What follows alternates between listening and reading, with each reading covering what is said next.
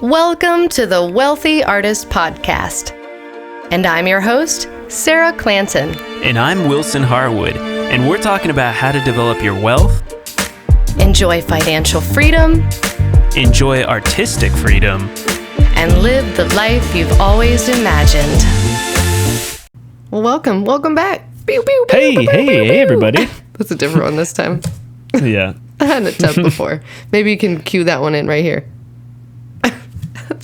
Cute what? Your pew, pew, pew. Yeah, pew. anyway, never mind. I'll make up never a new mind. one. Here we are, we're back. Get it, yeah.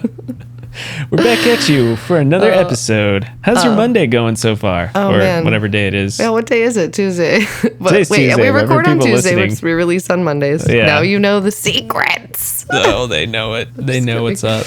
I mean, it's good. Oh, It's man. a good day. I'm going to teach a little cello. I'm looking at, we were just talking about in our last episode about getting back on the road, or getting on the road again. On the and I've been road looking at a few again. contracts and for some shows and just, really taking my time looking at that. But I've been rereading through what we're here to talk about today, which we alluded to on the last episode, which is Amanda Francis's book, Rich as Fuck. Wait, can you say that again? Rich as what? Rich as fuck. Rich as fuck. Rich as fuck. And I just, it gets it's so better good. every time you say it. I know, right? We're gonna And- get a little E next to this episode, though. Oh, I It's gonna be can't this wait. episode is It's so explicit. Oh my gosh. But it's so, I love to hear her, I loved reading this book because it felt like I was just hearing her, we were having conversation, I know. around coffee or with a martini or something. And the way that she speaks about energy around money is just really, really invaluable, because I think that we're not always aware of the programming that we have created, or we've been, that we have around money. And until we energetically shift ourselves, we can do all the quote right things. We can put Facebook ads up. We can, do the funnels, do the email list. We can do the shows. But if we're not energetically aligned with what we're doing, that shit ain't gonna work. Yeah. And this is for all you woo-woo fans out there, this is about as woo-woo as it gets, but It's in a really woo-woo as great fuck. way. But it's in a way, you know what? The thing that book that changed me the most was she was like, the how is not your responsibility. Can you The say that how- again? The how of how you're going to make all your money is not your responsibility. And that was the biggest weight off of my shoulders I've ever Scary. had. I'm still learning to release that. Somehow I'm releasing it a little bit. That's great, and it man. feels amazing, because suddenly you're like, I just have to do the work. I don't have to Right. think about how the work It's I do. For relieving. example, this podcast, we just have to make the episodes. We don't Right. have to go out and be like, how in the world are people going to actually listen to it? How, I can't control how many people listen to this podcast. We can market it for sure. Right. That's There just are more things we can doing. do. That's Right. do. The how you can't control. And I was like, man, that's so powerful.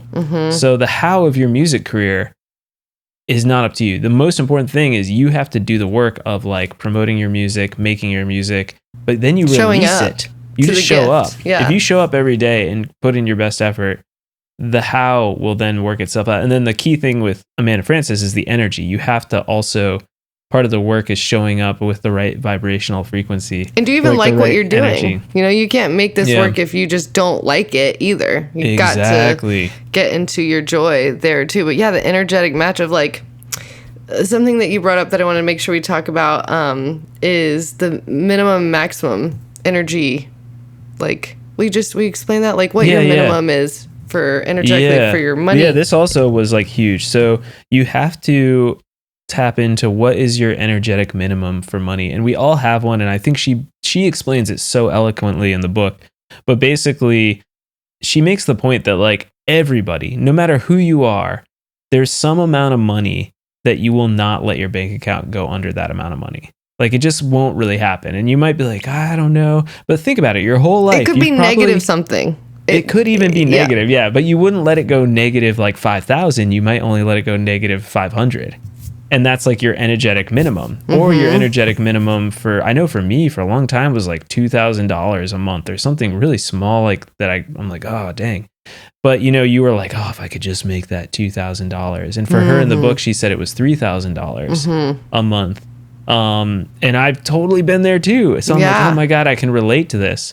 And she talks about how she doing a lot of inner work. And she, in the book, if you guys are interested, it's way beyond just a podcast episode. I highly recommend reading the book and journaling and all this stuff, because growing your mindset is huge.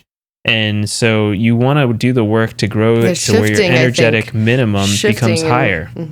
Yeah. So she makes this point that like she got to a point where making $10,000 a month was her new energetic minimum. And if she made less than that, it just didn't really happen. I mean, she was like, she makes this point. She's like, once you hit that set point in your mind and your body and your feeling, the universe like won't let you go below that number. And it's this weird thing. And I didn't believe this shit for a long time, but I'm starting to dig into it and it's working. And so now I'm like, you got to try it. Don't knock it till you try it. I think we really have to, and I'm not trying to invalidate anyone's suffering because pain is real. And, but there is a certain level of victimhood that a lot of people get stuck into. And I mean, it's really, I could go on with lots of examples in other ways in my life that I've seen it just like, I think culturally, for example, Mavis is howling at someone, sorry. But like I think culturally, like it's not acceptable, and thinking about this with the pandemic, it's not acceptable to take a mental health day. It's not, unless you have the flu and you need to stay home, or you have COVID and you have to stay home, it's not acceptable to rest. And so, like, I think we just get programmed with certain things like that.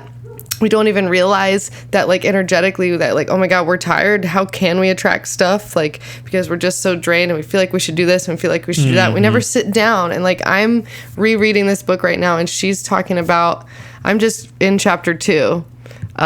Talking about what I'm just like trying to dig into what I want, like getting really clear on what my desires are, and answering questions like in your journal, like what would if nothing bad could happen, what would you want? And it really helps you comb through these stories. And then even just where I'm at right now with rereading it, getting into the feeling of what it's like to have those things already. The feeling is everything. I mean, we're all just like, it's all a projection, right? If you wake up and say, I'm going to have a bad day, you probably will have a bad day. And so we create, even if it seems shitty all around us, we're creating a lot of it, if not all of it, because everything is just a projection. It's just a reflection of what's going on internally. And I mean, there is more and more science behind this. Like, thoughts become things. So becoming aware of your thoughts and realizing it's just a thought. Yeah. It's just a thought. You are not that thought. So by shifting your thoughts, and then like, oh my gosh, it's actually like quantum physics, right? Like when you were experimenting in quantum physics, like it's all up to the observer. Like nothing would happen if the observer wasn't there. And it's all, I don't know, it's just wild. So we are so much more powerful than we give ourselves credit for.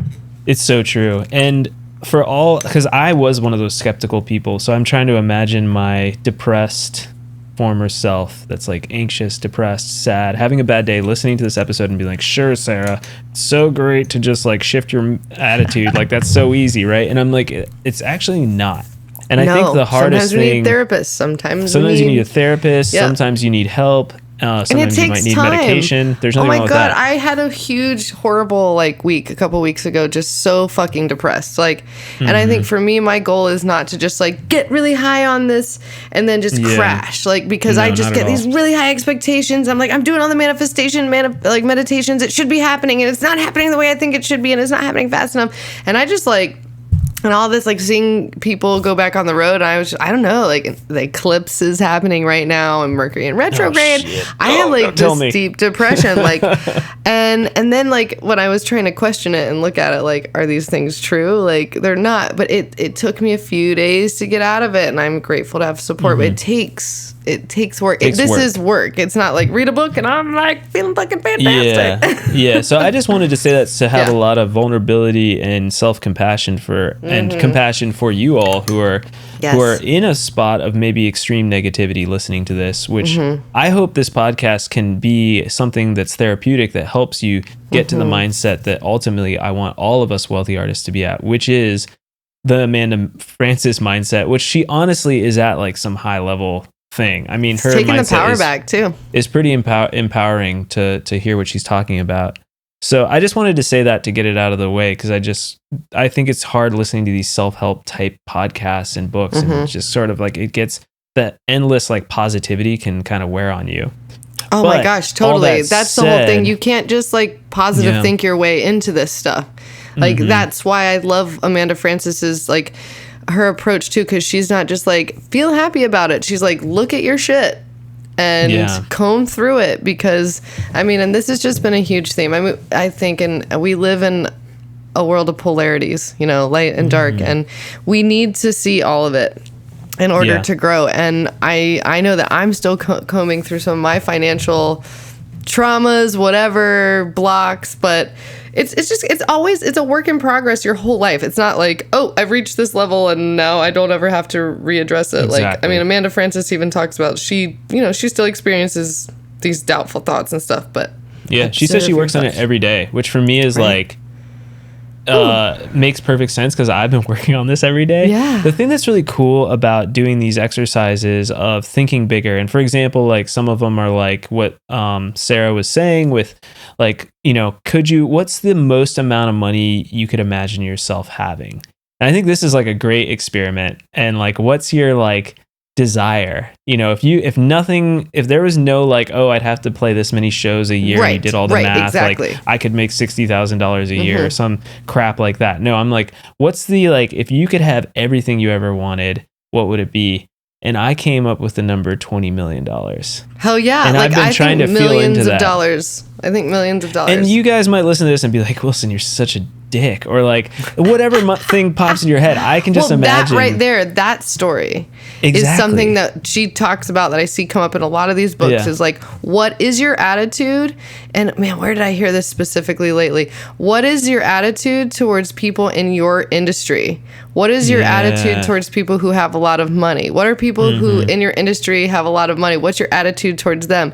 Because that's how you see. Yeah, there's some money stories there. There's some combing through and digging to do there. Because I mean, our triggers, when we are triggered by anything like that, there's room for reflection. Yeah, so I encourage each one of you right now to think about, or write down if you're not driving, like think about like what is the most amount of money you can allow yourself to have right now. Like what, like, and this is weird, right? Because you never really think about this. Like, could you imagine yourself having $1 million? Do you already have $1 million? Could you imagine yourself having $2 million? Like, where is that? There's always a limit. And I'm actually still like, how does I even feel that? Like, I don't think I've ever let myself feel that. Yeah. So that's a new practice for me. Like, what? Wait. And this is, again, this is not like, that's practical. Been my beginning. Yeah, and it's not practical. It's like, if you start getting in the logical mindset, you're going to be like, Wilson, like, I played this many shows last year and there's no way I could make $1 million. I'm like, well, you're not thinking fourth dimensionally. Yeah, you need to think. Yeah, so the whole point of this book is to think a little bit bigger. And the weird thing that happens is once you sort of do this work, you start to have this more expansive mindset, and it might actually change the actions you take in your life. And I think that's what she's really getting at, and what all these people are getting at in these books is like, you're thinking in one sort of mindset, in one sort of, like you said, projection of your mind on the world, of what your world is. And by re-examining things, you can actually change that projection. And if you want something to change, how you've gotten to that point is how you've gotten to that point, if that makes sense. Like the way you've been living your life up until this point, you've done certain things to get here. So if you want to change it, it's hard work. It feels icky. And it like, I don't know. It's those stories. Yeah. It's going to take some work there, because it doesn't always feel very great. But yeah.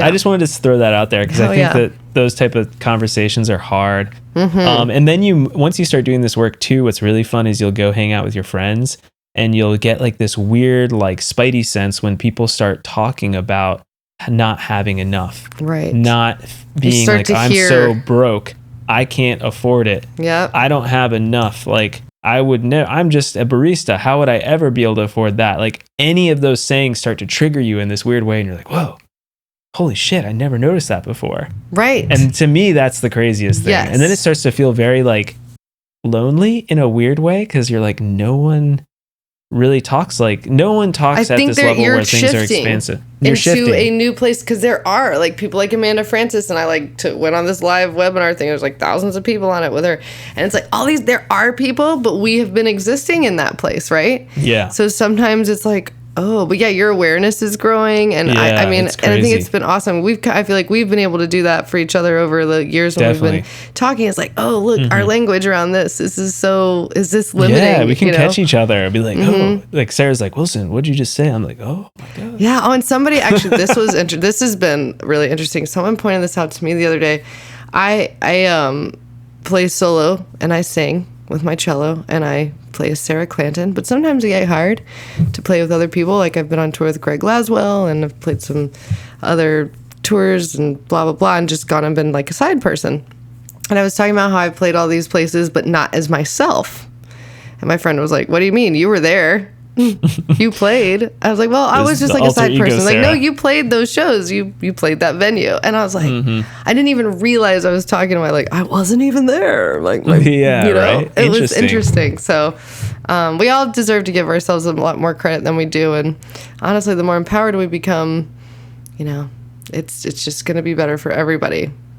It is. And I'm hoping that this wealthy artist community, we can start to like differentiate ourselves in a good way from others. Like, I like the idea of us being wealthy artists, and like by doing the work and all this stuff we talk about and reading the books and journaling instead of the starving artist. Yeah, instead of the starving artist mindset, like, you are actually kind of joining this community. Right. And know that you have friends who are listening to this podcast, and you have obviously Sarah and I, who are just like you, but we just talk into microphones. Yeah. But we're like, and we're just like decided that we want a different life, you know, right. We want a different mindset, and we want to have a mindset that's empowered. And I think, you know, Amanda Francis in this book, she's like, that's really all it is. It comes down to is like, it's daily work, and it's daily work kind of like meditation or anything, where you're simply just trying to rework some stories in your mind and have this more expansive thing.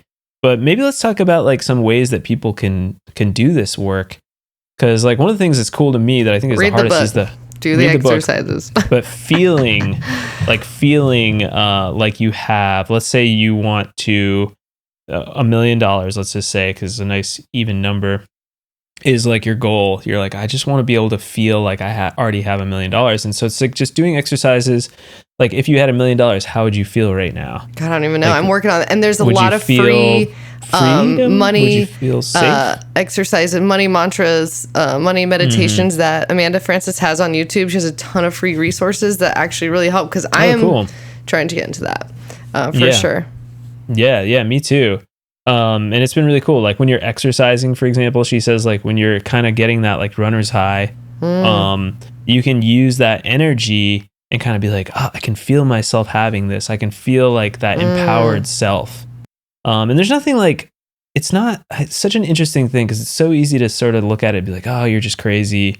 Or like, oh man, you're going like way too into it. But it really is more this like self-love. Well, and that's the other like old habits of like, no, just stay down here. Just stay in self-loathing. Self-loathing has worked. We are fucking awesome at Pity Party. We are middle class. You know, like this whole idea, like, I'm just going to be a middle class musician.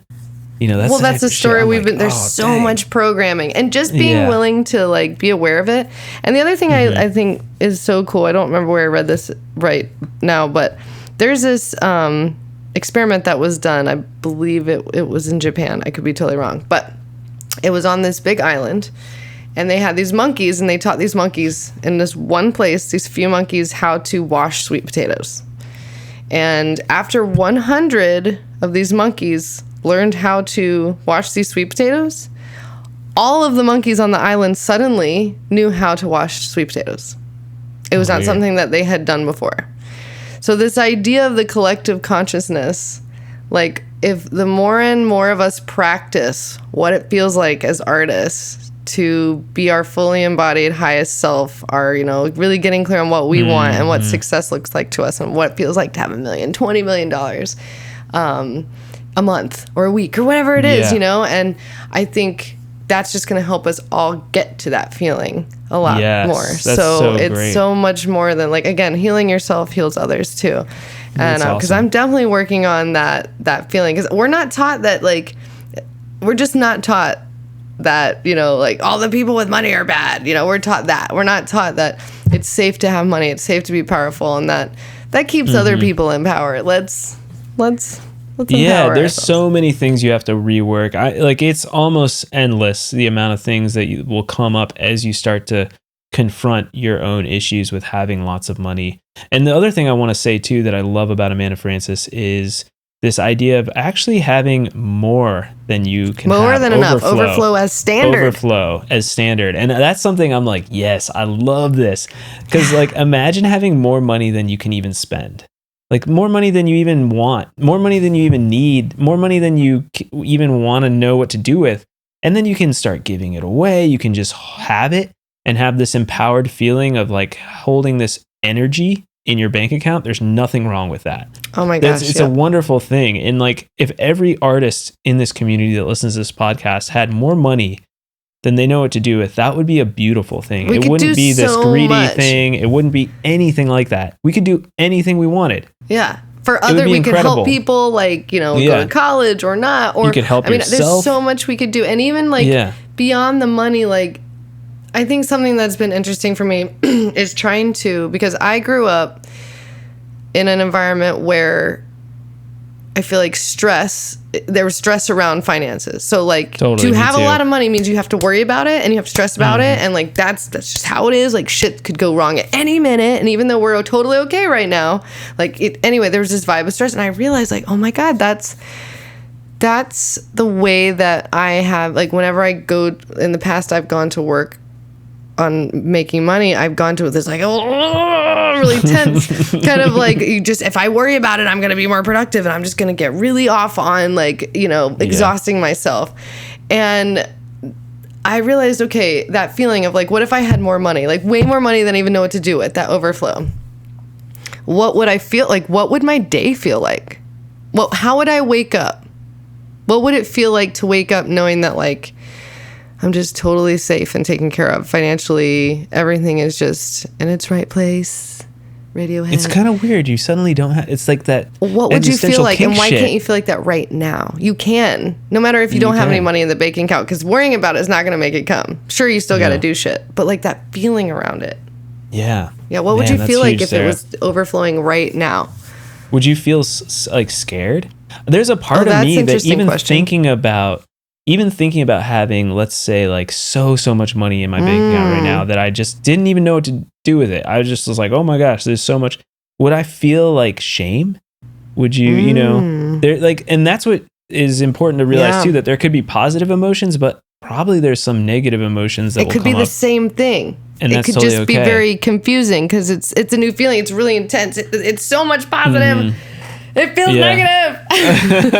Yeah, exactly. You know? But I think that's what she's getting at, is that, like, the negative emotions are the underlying shadow. If we're going into Carl Jung, like the shadow subconscious mind, are fears that are holding us back with our conscious actions. Until we make what is unconscious conscious, we will, it's a quote from him, we will just say that everything that happened is faith. Oh, interesting. Yeah. But yeah, that's not. Yeah. I mean, anyway, I love all this stuff, but I guess what I'm just saying is that, like, there's a lot of things where, you know, you will, let's say you won $1 million in the lottery, but your mindset was still dealing with all these like fears and anxieties around money. That $1 million will probably disappear. Right. The same way money has always disappeared for you. And she makes the great point that it will disappear in the weirdest, subtlest, most energetic, strange, magical ways that don't even make sense to you. But you'll find a way energetically, subconsciously to just sort of spend it all or lose it or whatever. So it's really, really important to do the work. Because it feels safer to have nothing because you're more used to that. that could be your thing. I'm not saying, or as an example, everybody's got a different thing going on based on their parents, based on their psychology, based on what they're brought up with, based on what they think every day. So I think that's what Amanda's getting at here. One other thing I have to mention that I love that she rocked my world with is this idea of when you spend, you think, I'm spending because this is good for me and it's going to help me. But also, when I spend, it's telling the universe I have plenty of money and it's going to come back to me tenfold. Yeah. This money, and having this, because like how many of you, when you spend, some of you might not be this way, but I'm this way. When I spend, I get like a little clenched. There's I've been working on that for a few years. Yep. Yeah. There's a subtle tension there. I'm trying to change it to like, oh my God, I'm so grateful I can do this. Exactly. Oh my God, yes, I can. Because you know what? You can do it. You can do it. So if you're buying a nice dinner for yourself, or if you're going to buy that thing you've been looking at on Amazon for 2 months and you finally just want to do it, you can buy something with an energy of like, this is going to be so good for me and my soul and my heart. Yeah. And then what's cool about that is when you start feeling that energy, you won't buy the stupid shit that isn't good for your soul and your heart. You'll be like, oh, I don't really want to buy that. Right. You'll be like, that's not going to bring me joy. So like, why would I buy it? Because you're tapping into the idea of like, I only buy when it brings me joy. It's not just retail therapy for retail therapy's sake. Yeah, exactly. That's really, I love that. So I love, that's been helping me a lot with my own spending. And I've been spending in a very awesome way. Like I'm really excited about all the things I've been spending on. Yeah. And that's super cool too. I mean, like you can have both. Yeah. Love that too. That you can spend and save at the exact same time. Yes, absolutely. And always have more coming in. I mean, and energetically, if you're just holding on to it and like the sense of giving too, like actually something that excites me about making a shit ton of money is like just giving it away. Not so that I won't have what I need, but just like just passing it on and like helping. Maybe that means that like someone else, like if someone just like, when have we all needed help sometimes? And like that one person's help like really helped us shift into that next thing. Like, I don't know, there's just a lot to be passed on. And I've been given so much of my life that I just think, I don't know, there's something really exciting to me that gets me really excited about paying people.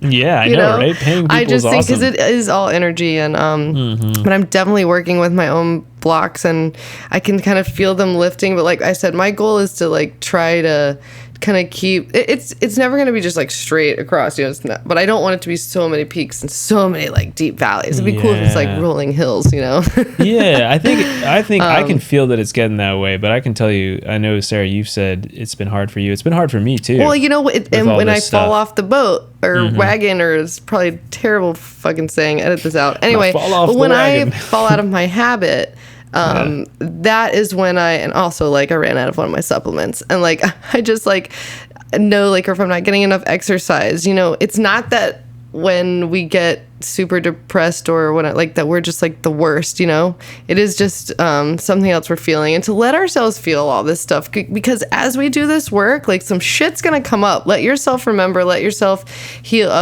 write it out, take some Epsom salt baths, if you do need a therapist. And actually this is something that I was talking to someone about the other day. Don't forget, artists, musicians, that there is Music Cares. And if you are a musician, you qualify for mental health help through Music Cares. So you can reach out to them if you do need help. I know there's also betterhelp.com, but Music Cares is there for you to help you. And this is not a sponsored ad. I just fucking love Music Cares. They are so great, and they have really helped me. Like when I got dropped from my label and those deals and everything went like crazy financially haywire for me, I reached out to them and they helped me like with rent for a few months. I mean, it was incredible. Like I didn't realize what kind of support is there, and learning to accept that help is also a part of all of this, I think. It is. Because if we're giving and receiving has been something that's really interesting for me.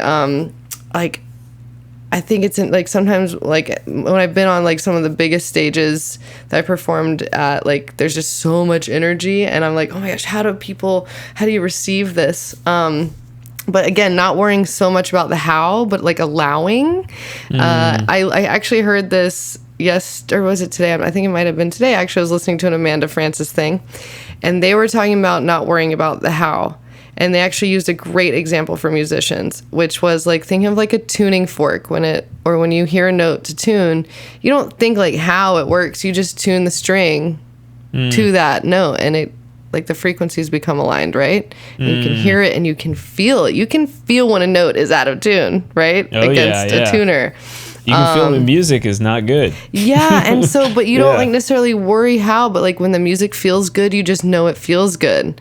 And I'm like, whoa, that was a really poignant analogy for me. But yes, That's please go out analogy. and get this book. It will change your life, and get it on Kindle, get it on used, whatever. Paperback. Just do it. Do it. Yeah, do it. Yeah, it's worth it.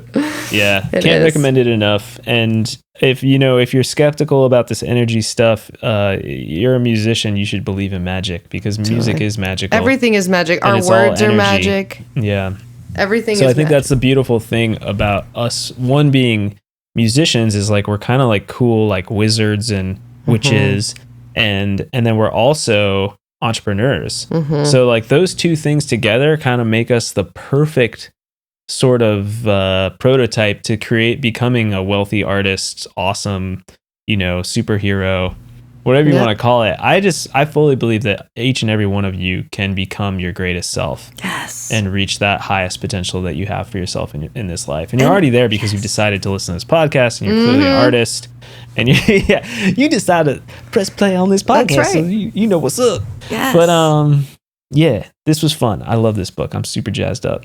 Yes. And we all create our own realities, and and you're here doing it right now. Yes. Thanks for listening. So great. Thanks so much. Yeah. And if you guys are feeling it, if you're feeling the love, keep writing those 5-star reviews. It's awesome. I looked at them the other day and I was just so blown away at how great everybody is and how nice they were. It is so nice. Yes. And we appreciate it. Does help for us a ton. Be seen in the alligator rhythms. Yes. We're on YouTube. And, we're on the YouTube if you want to see our beautiful faces. And lastly, write into the Wealthy Artist Podcast at gmail.com. Right? Yep, the Wealthy Artist Podcast at gmail.com. We want to answer your questions. We want to know what you want to hear about. Let's talk more. Yeah, I want this to be a two-way street. Yeah. That'll be sweet. All right, until next time, we'll see y'all later. Toodaloo.